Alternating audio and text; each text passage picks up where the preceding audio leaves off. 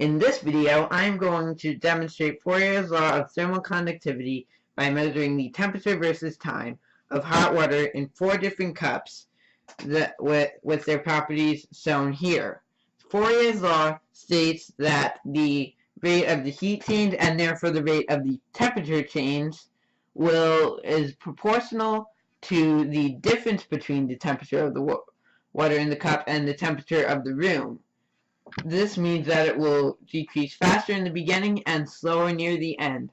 I will be taking the information using Fourier probe, and I will be taking and graphing it using Fourier software. I will show you these graphs in this video.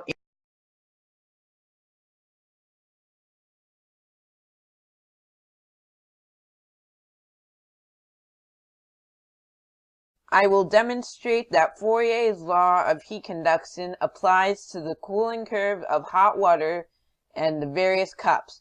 But first, I need to define the terms I'm going to be using in this demonstration.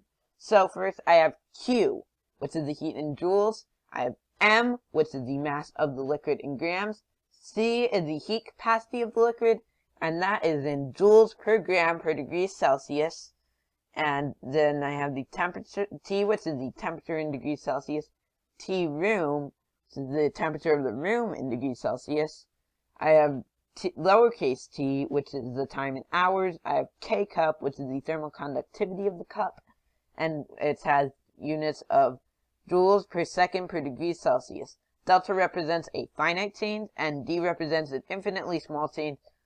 And here, this is Fourier's equation for the cooling of hot water in a cup. So this is the change in heat, and therefore the change in temperature is proportional to the difference between the temperature of the water and the temperature in the room. So using calculus, I can get this equation, which is in this form. And that form is T water equals A times e to the minus BT plus C.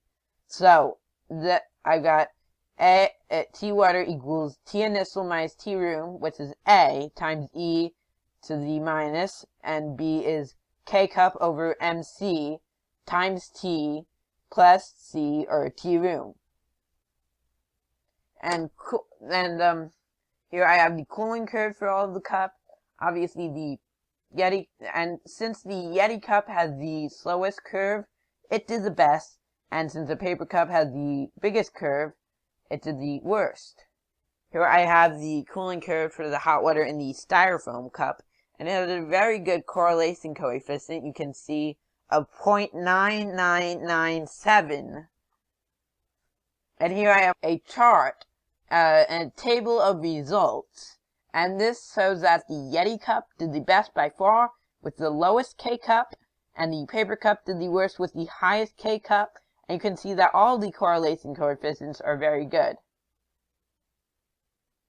And thank you for watching, and I will see you next time.